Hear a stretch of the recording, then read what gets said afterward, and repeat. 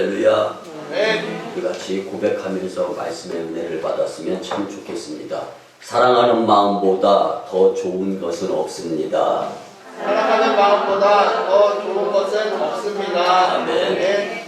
거룩한 성일에 주님 전전에 찾아 나와 예배를 구분하면서 신령과 진정으로 예배드리는 여러분들을 예수님의 이름으로 환영하며 축복합니다. 네. 여러분들, 제가 한동안 여러분들과 함께 많이 나누었던 영성과 존 파이퍼 목사님, 베들레헴 교회를 개척하고 베들레헴 신학교를 세웠던 존 파이퍼 목사님의 수제자인 데이비드 마티스 목사님, 우리 잘 아실 겁니다. 하비트 오브 그레이스, 은혜 받는 습관이라는 책을 썼죠. 제가 한참 되었는데도 또 그 책이 손에 잡히더라고요.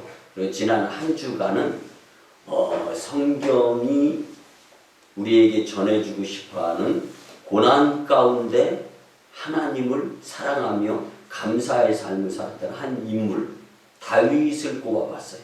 그래서 다윗에 빠져서 살았고 데이비드 마티스 목사님의 은혜 받는 습관이라는 책에 빠져서 한 주간을 보내게 되었습니다.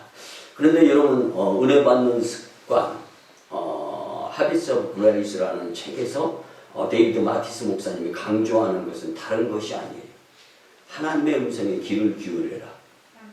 그리고 그분께 우리의 마음을 들여서 기도를 드리자. 그리고 말씀 따라 세상을 살아나가자. 이 세 가지. 근데 이것이 뭐냐면 습관이 들어야 돼요. 습관, 사람은 누구나 습관대로의 시간을 보내면서 살아가는 것, 이것이 곧 인생이다라고 데이비드 마티스 목사님은 설명을 합니다. 근데 무슨 습관으로 사느냐? 성도는 하나님을 사랑하는 습관으로 살아야 된다. 그 습관이 들여지기 전까지는 번거로울 수 있다. 그리고 살아가는데 조금의 구애의 삶이 될 수도 있다. 그렇지만 하나님을 사랑하는 습관을 가지고 살아가게 된다면 그 습관이 나를 살리고 내 영을 살리며 하나님 나라에 안전하게 다다를 수 있도록 인도할 것이다 라고 강조를 합니다. 그리고 그는요, 성도로서 좋은 영적인 습관을 반드시 갖추어야 될 당위성에 대해서, 필요성에 대해서 설명을 하는데, 하나님의 은혜와 사랑이 지나가는 길목을 지키는 일이 바로 영적인 좋은 습관이다라는 거예요. 여러분, 그뿐만이 아니라 반복적으로 되풀이하는 영적인 좋은 습관, 이것이 우리 몸의 저절로 습성화가 될 수 있어야 된다라고 말했습니다. 여러분, 외견상으로 볼 때 하나님의 음성을 들어라, 주님께 아뢰라, 말씀대로 살아라, 설교 시간이 많이 들을 수 있는 말씀이에요. 근데 데이비드 마티스 목사님은요, 우리의 신앙생활에서 하나님을 사랑하게 되는 필수 요소가 바로 이 세 가지다라고 설명을 합니다. 여러분, 틀에 박힌 뻔한 내용인 것 같지만 이 단순한 습관들은요, 우리로 하여금 하나님의 능력과 사랑을 체험하면서 힘들고 어려워도 좋은 습관이 나를 목적 삼아서 하나님의 나라로 인도하는데 큰 힘이 될 수 있다는 것을 강조를 하고 있습니다. 그래서 저자 데이비드 마티스 목사님은 은혜 받는 습관에서 결론을 이렇게 내립니다. 영적 습관이라는 것은 하나님의 은혜와 사랑이 지나가는 길목을 지키는 역할을 하기 때문에 잘못을 분명하게 잘 구분하면서 영에 속한 사람으로 살 수 있는 방법이고 비결이다라고 말씀을 주고 있습니다. 제가 또 한 부분에 빠졌던 다윗 왕의 모습을 우리 같이 한번 잠깐 나눠봤으면 좋겠는데요. 여러분, 이세의 아들로 태어난 막내, 목동의 삶을 살죠. 그런데 이제 이 하나님의 사람을 통해서 이스라엘의 2대 왕을 세워야 되는 상황에 처하게 되죠. 그런데 큰아들, 둘째 아들, 그리고 막내 아들이었던 다윗은요, 이 목동으로서 주변 사람들과 이웃 사람들에게 이스라엘의 2대 왕, 그리고 하물며 아버지로부터까지 제외되었던 자였습니다. 근데 하나님이 또 다른 이새에게 아들이 없느냐. 이제 선지자를 통해서 묻죠. 하나님의 음성이에요. 그때 이 막내 다윗이 이제 하나님의 사람, 그리고 이스라엘의 2대 왕으로 세움을 받는 부름에 합당한 자로서 인정을 받죠. 여러분들, 우리는 예수 그리스도의 십자가의 보혈로 구원받은 천국 백성입니다. 이 은혜를 잊지 않고 살아야 감사의 삶, 그리고 인지상정의 사람이 될 수가 있는 겁니다. 다윗은 아버지로부터 왕으로 책임당하고 또 주변 사람들로부터 인정받지 못했지만 하나님이 나를 사랑하여 주시면서 이스라엘의 2대 왕으로 세워주신 그 주님 사랑으로 평생 잊지 않고 살았으면서 골리앗 앞에서도 큰 믿음으로, 그 다음에 블레셋과의 전쟁에서도 큰 믿음으로, 그리고 주님 나를 사랑해 주신 것에 대한 감사함으로 아들 압살롬에 의해서 왕 권위가 실추되는 상황 가운데에서도 주님을 사랑하는 모습을 믿음으로 보였던 삶을 살았던 자였다라는 것을 생각할 때, 오늘 코로나19 사태로 고난 고통이 연속되고 부자연스러울 수 있어요. 그리고 우리의 인생 여정은요, 슬프고 힘들고 어려우고 할 때 얼마나 많습니까?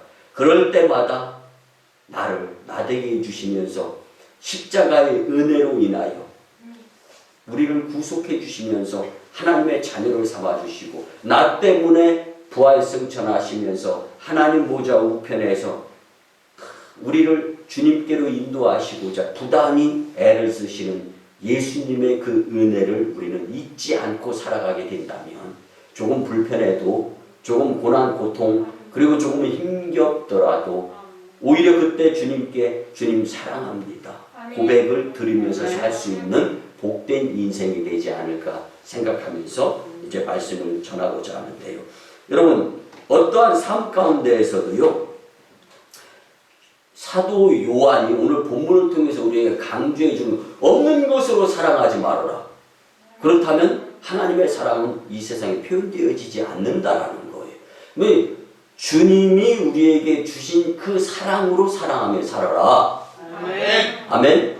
아멘. 그리고 주님이 우리에게 계속적으로 사랑의 힘을 공급해 주실 것을 믿고 사랑하면서 살아라. 아멘. 그러니까 손해가 아니에요.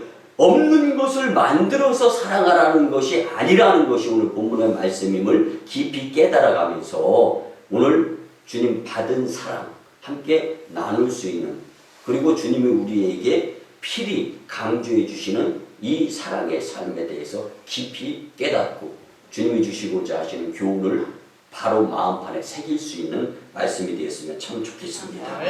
여러분, 이 세상의 모든 만물은요, 하나님의 사랑에 의해서 만들어졌음을 필히 믿으시기 바랍니다. 그렇기 때문에 하나님의 사랑을 받고 그 사랑 안에서 성장하게 될 때 각각 제목과 제 역할을 가치 있게 표현하면서 또 감당하면서 살아갈 수 있게 되어 있습니다. 인간도 마찬가지입니다. 마음속에 사랑의 위대한 힘을 공급받고 있으며 그 사랑을 베푸는 삶이 바로 가치 있는 복된 삶이 될 수 있는 것입니다. 여러분들, 반면에 하나님의 사랑을 받지 못하게 될 때, 주님 사랑을 느끼지 못하고 살게 될 때 그 사람의 영혼은 시들기 시작하고 빛을 잃어가는 거예요. 여러분, 오늘 예배를 통해서 우리의 마음이, 우리의 삶이, 우리의 습관이 예수님 쪽으로 보다 진일보할 수 있었으면 좋겠습니다. 그리고 무엇보다 중요한 것은 예수님 때문에라는 것을 생각하면서 나도 주님께 받은 그 사랑을 세상에 나누면서 살아야 되겠다라는 그 굳은 각오가 마음속에 다짐으로 자리 잡았으면 참 좋겠습니다. 오늘 주시는 말씀을 통하여 하나님의 사랑을 깊이 깨닫고 이제 우리도 하나님을 사랑하는 성도가 되어야 함을 삶 속에서 분명히 표현하면서 살 수 있는 말씀이 되었으면 참 좋겠습니다. 그러기 위해서 첫째로 하나님을 사랑하면 허물을 덮으면서 살 수가 있음을 믿으시기 바랍니다. 네. 오늘 본문 4장 7절에 보니까 사랑하는 자들아 우리가 서로 사랑하자. 아멘. 이 문장은요 원어의 원문을 분명히 깨달을 수 있을 때 마음속에 더 깊이 오는 그 느낌을 깨달을 수가 있는데요. 헬라어 원문에 보면 아가페토이 아가포멘 알레루스라고 되어 있습니다. 어간과 어미 사이에 누군가가 존재하는 기운이 포함되어 있는 것이 바로 오늘 본문의 말씀인데요. 이 문장의 헬라어 원문은 세 단어가 반드시 포함되어 있는데 그게 뭐냐면 알파라는 거예요. 알파벳의 A, 시작이라는 뜻이 이 말씀 안에 포함되어 있는 거예요. 이게 뭐냐면 사도 요한의 의도성이 오늘 본문에 굉장히 많이 내포되어 있는 것인데 그 의도성이 뭐냐면요. 사도 요한은 기독교의 영원한 주제, 이거 뒤바뀌면 안 될 필수 기독교 주제가 뭐냐면 사랑이다라는 것을 강조하고자 하기 위해서 이 말씀을 많은 이들에게 전하는 거예요. 그래서 기독교의 영원한 주제인 사랑을 실천하면서 살아야 하나님이 살고 사랑이 존재한다라는 것을 강조하는 말씀입니다. 너희는 서로 사랑하라. 이렇게 사도 요한이 이것으로 끝나서는 안 된다라는 거예요. 너희는 서로 사랑하라. 이것도 중요하지만 이것보다 우리가 서로 사랑해야 된다. 이거 무슨 얘기예요? I, thou, 너와 나의 사랑으로 끝나는 것이 아니라 모든 공동체 빼놓지 않고 모두가 다 사랑해야 될 존재로 인간은 창조되었다라는 것을 사도 요한은 강조하고 있는 것입니다.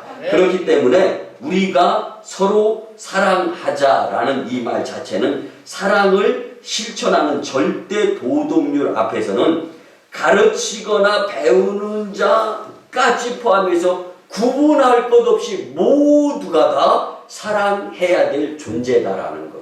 사랑에는 제외가 없다라는 것을 사도 요한은 강조하고자 하는 것입니다. 그래서 본 구절을 보면은 성도들아 우리가 서로 사랑하자.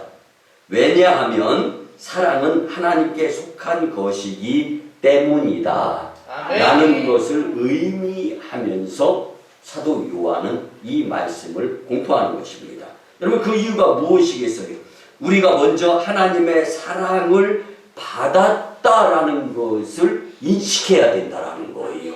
그리고 나서 없는 것이나 내 것을 가지고 베풀면서 사랑하면서 살아라. 이게 아니라 받은 사랑을 나누면서 살아가는 존재가 되어야 하나님 사랑, 이웃 사랑이 성공할 수 있다라는 이 말씀을 사도 요한은 강조하는 것입니다. 여러분 한 실화를 예로 들어서 말씀을 드리면요. 한 노인이 나이 지긋하게 먹은 상태에서 배가 고파가지고 먹을 것이 없는 거예요. 여러분 배고프면 무슨 표현을 하죠? 주로 눈에 뵈는 게 없다라고 표현들을 하죠. 너무 배고파가지고 눈에 뵈는 게 없어가지고 내 것인지도 모르고 상점에 들어가가지고 빵을 훔쳐가지고 봉투를 뜯은 다음에 한 입을 물었어요. 그로 인하여 범죄자가 되었죠. 판사 앞에 서게 되었습니다. 판사가 묻습니다.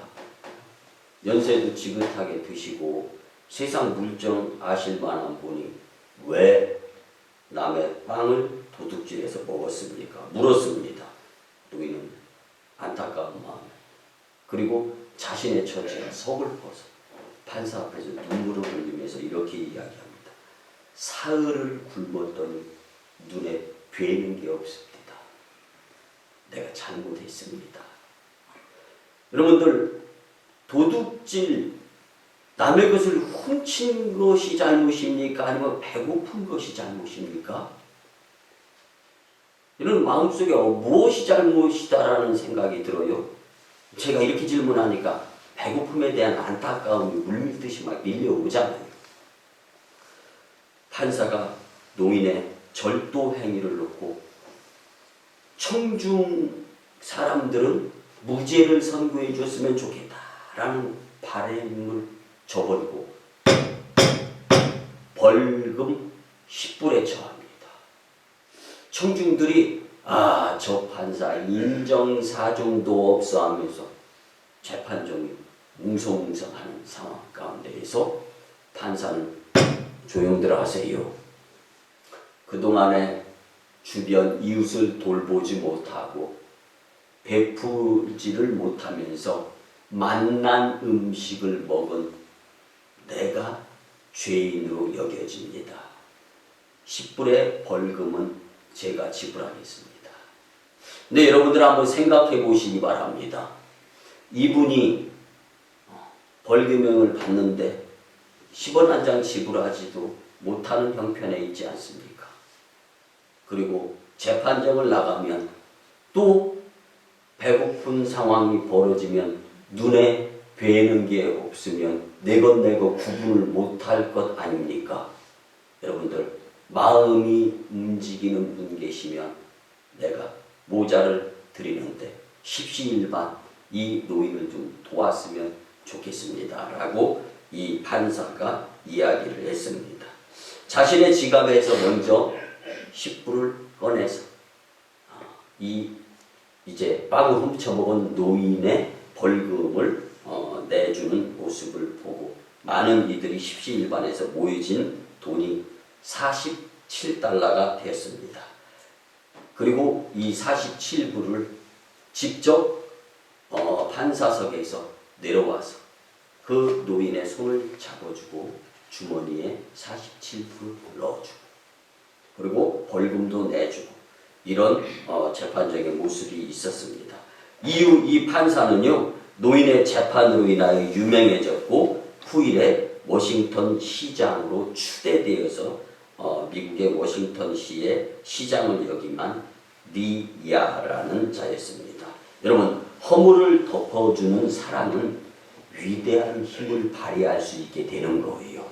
그리고 계획되어져 있지 않다 손치더라도 그 일의 여파로 인해서 좋은 기운의 일들이 많이 이루어진다라는 것을 우리는 잊지 않고 살았으면 참 좋겠습니다. 여러분 잠언 10장 12절에 보면은요 미움은 다툼을 일으킨다. 그렇지만 사랑은 모든 허물까지도 덮느니라. 아멘. 사랑하는 성도 여러분, 요즘은 그런 문화, 한복, 어머니네의 한복 문화가 없어지면서 참 정겨운 모습들도 사라지고 있는데 제가 어렸을 때로 한번 돌아가서 이 말씀을 준비하는데 어머니의 치마폭, 제가 경험을 했던 것이 생각나서 잠깐 말씀에 같이 나누어 보려고 하는데요. 옛날 어머니들의 12폭 치마는요. 자녀들의 이불이 되었어요.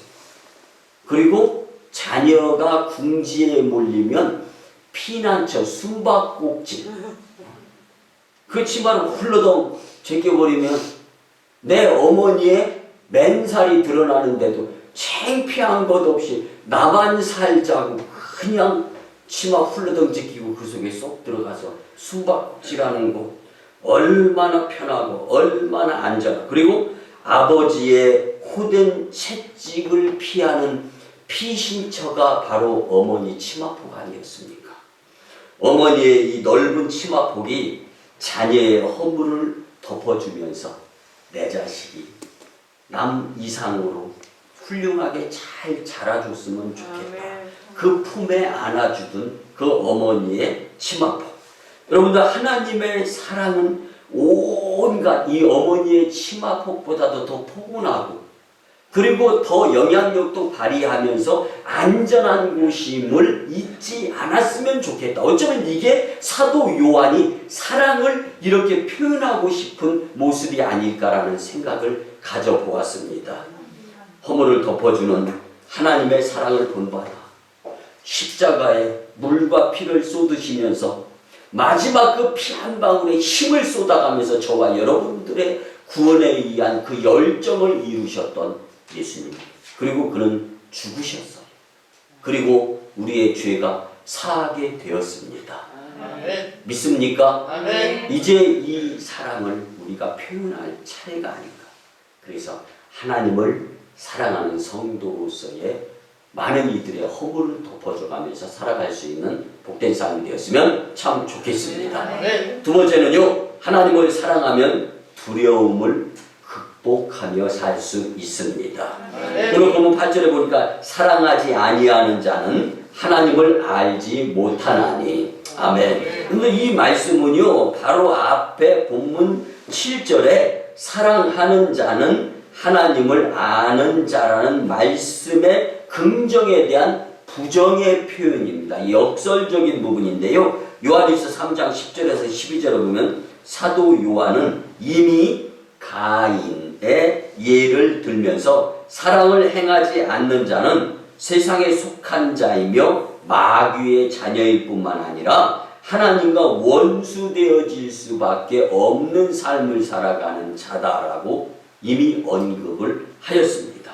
결국 오늘 본문 8절의 말씀의 뜻은요, 하나님은 사랑이시기 때문에 사랑을 모르고 사랑을 행하지 않는 자는 곧 하나님을 모르는 사람이기 때문에 자연히 죄인이다라고 말씀해주고자 하는 의도가 다분히 섞여 있는 말씀입니다.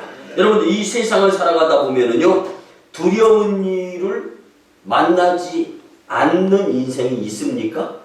불가능한 거예요. 근데 두려운 일을 만나게 될 때 하나님의 사랑을 실천하며 살지 않는 사람은요, 이 하나님의 사랑을 모르는 자와 똑같다라는 거예요. 그렇기 때문에 두려움을 당연히 경험하면서 두려움을 이기지 못하고 두려움 가운데 죄인으로 살 수밖에 없는 인생이 된다라는 말씀입니다. 믿습니까? 아멘. 그래서 요한일서 4장 18절에 보면 사랑 안에 있을 때 두려움이 없느니라. 아멘. 여러분 생각을 해보세요. 두려움은요, 머리가 하얘져요. 생각이 하얘집니다. 무엇을 어떻게 해야 될지 몰라요. 근데 주님의 따뜻한 사랑이 머리를, 생각을, 마음을 감싸고 있으면 두려움보다는 어떻게 해결해야 될까라는 해결책의 실마리가 생각이 날 수 있다라는 말씀입니다. 여러분 로마서 8장 35절에서 39절까지 말씀을 보면 누가 우리를 하나님의 사랑에서 끊을 수 있을 것이냐라고 묻는 거예요. 하나님의 사랑에서 끊을 자가 없는데 내가 주님을 사랑하지 못하게 되면 하나님을 알아갈 수 없게 된다는 이 말씀이에요. 여러분 저는요 이 말씀을 준비하면서 전에 여러분들 기억 다 하실 거예요. 제가 대전극동방송에 출연하면서 소망이도 생방송을 전화 받아가면서 인도할 때 있었던 한 사건, 여러분들도 기억하시는 분들이 있을 거예요. 생중계인 소망이도 시간에 전화로 상담을 받고 기도를 하는데 그날따라 1시간에 저한테 주어진 시간에 9통의 전화를 받았어요. 근데 그 9통의 전화를 받고 나서도 띠리름 그 뒤로 계속 전화가 폭주를 했어요. 근데 그날따라 9통의 전화 통화가 전부 다 눈물이 아니고서는 정말 기도가 안 되는 내용들이었어요. 너무 애절하고 너무 절박하고 간신히 애가 들어섰는데 애가 유산이 된 거예요. 저도 처자가 있는 몸이다 보니까 너무 안타까운 거예요. 그리고 저희는 또 큰애와 작은애 차이가 터울이 한참 나잖아요. 6년인가 7년인가 이렇게 차이가. 그 안에 자녀가 안 들어서고 뭐 그래가지고 안타까운 생각.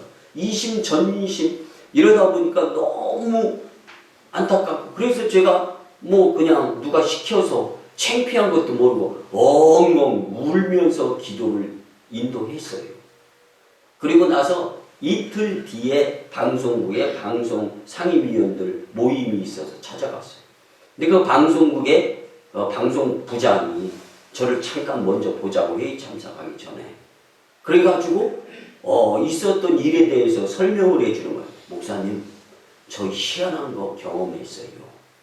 제가 이런 배고픈 건 좀 참을 수 있어도 궁금한 건 못 찾잖아요. 시계를 보니까 아직 5분이 남아서 빨리 얘기해보라.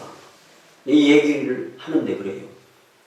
이틀 전 화요일 날 소망의 기도 목사님 인도하셨잖아요. 그때 이 희한한 일이 벌어졌어요. 그 자신을 누구라고 하냐고 물어보았더니 길 위에 나그네라고나 할까 이러더라는 거예요. 근데 길 위에 나그네 이름을 안 밝히는 거예요. 근데 왜 전화했냐? 그러니까 이제 자기는 지체 부자예요. 정신박약가 아이를 낳은 부부인 거예요. 근데 아이가 이제 장애 아기다 보니까 엄마가 견디다 못해 집을 나간 거예요. 근데 이 길 위에 나그네라는 닉네임을 가진 이 사람은요, 서울에서부터 부산까지 화물차로 화물을 운송해주는 일을 하는 분이에요. 근데 새벽 4시에 일어나서 아이를 깨워서 안고 화물차 뒷칸에다가 아이를 놓고 그리고 중간중간 휴게소에서 아이에게 젖을 먹이고 아이가 울면 저건 분명히 응가한 건데 기저귀를 고속도로상에서 갈아줄 수가 없잖아요. 그러니까 휴게소에 가서 아이 기저귀를 갈아주고 이렇게 그래서 아이를 놓고 울기를 셀 수 없이 울고 같이 그냥 생명을 끊을까라는 생각도 많이 그러니까 마음속 자체가 울고 싶어라 였다는 거예요. 근데 그날도 휴게소에서 아이 젖을 우유를 먹이고 난 다음에 승차해가지고 시동을 걸고 고속도로를 달려가면서 주파수를 이렇게 저렇게 맞추다 보니까 갑자기 우는 소리가 들리더라는 거예요. 방송에서. 그래가지고 이게 뭔가 하고 그 주파수에 좀 더 잘 들리게 해서 조절을 한다면 하는데 1시간 동안 같이 울었다는 거예요. 교회 한 번도 안 가본 자기가. 소망의 기도. 제가 인도하는 그 시간. 그래서 자기도 울고 싶었는데 누군가가 우는 소리를 들었더니 마음이 가더라고요. 그래서 1시간 동안 울면서 그냥 운전을 했다는 거예요. 그리고 나서 하나님이 예수님이 진짜 있느냐라는 걸 방송부장한테 물은 거예요. 그럴 때 주일날, 일요일날 가까운데 교회에 찾아가서 처음에 알았던 이제 장애 아기 이전의 아내를 생각하면서 변화된 모습으로 돌아와서 힘들고 어려운 세상에 합심해서 같이 가정을 행복하고 아름답게 꾸려도 힘들고 어려울 텐데 그 상황 가운데에서 이제 장애 아기를 놓고 집 나간 어미 지금 당황할 거다. 예수님의 이름으로 꼭 기도드리라 그럼 돌아올 것이다 라고 이제 이렇게 이 조언을 해줬다는 거예요. 그 이야기를 듣고 났더니요 11시가 딱 돼 있는 거예요. 그래서 제가 잠깐만 기다리라고 하고 방송국의 기도실에 가서 두 손을 모았어요. 예수님, 제가 의도한 건 아니지만 성령 하나님의 역사에 의해서 누군가 같이 울면서 주님의 일하심이 또 그렇게 계획되어져 있었군요. 주님, 목양자로서 주님 일에 지대한 영향력을 나타낼 수 있는 목회자가 되게 해주세요. 기도를 드리면서 마무리 기도는 길 위에 나그네 아내도 돌아와서 힘을 합쳐서 그리고 가정을 행복하게 꾸리고 할 수만 있으면 장애 아기 극복되고 치유되어서 예수님의 이름으로 간증이 온 누리에 퍼질 수 있는 하나님 영광의 모습이 되도록 역사하여 주시옵소서. 예수님의 이름으로 기도합니다. 그런 기도를 드렸습니다. 여러분, 내가 계획하지 않는 가운데에서도 하나님의 일하심을 기억하면서 힘들 때 좌절과 두려움보다는 예수님 손 붙잡기에 열심 낼 수 있는 여러분들의 복된 삶이 되었으면 참 좋겠습니다. 그래서 예수님 사랑 안에 있으면 삶의 모든 두려움과 공포로부터 자유로워질 수 있음을 믿으시고, 내가 예수님을 열심히 사랑하지 아니하는 것이 큰 손해다라는 것을 깊이 깨달을 수 있는 말씀이 되었으면 좋겠습니다. 마지막 세 번째는요, 하나님을 사랑하면 말씀대로 살게 되어 있습니다. 사랑하는 성도 여러분, 본문 8절 하반절에 보면은 하나님은 사랑이심이라. 아멘. 하나님은 사랑이심이라. 이 헬라어 원문에 보면 호테오스 아가페 에스틴이라는 말이에요. 여기서 아가페가 관사가 없이 사용돼요. 여러분, 관사가 뭔지 알아요? 붙여서 나가는 무엇인가의 이유가 없는 거예요. 그냥 자체예요. 이렇게 놓고 본다라면은 하나님은 사랑. 근데 사랑이 없는 하나님은 하나님도 아니다라는 뜻인 거예요. 믿습니까? 그렇기 때문에 사도 요한의 의도하는 바가 뭐냐? 이거 깊이 여러분들 깨달았으면 좋겠어요. 하나님도 사랑이 없으면 하나님이 아니다. 그러면 하나님을 믿고 예수님을 따르는 성도라면, 그런데 사랑이 없어.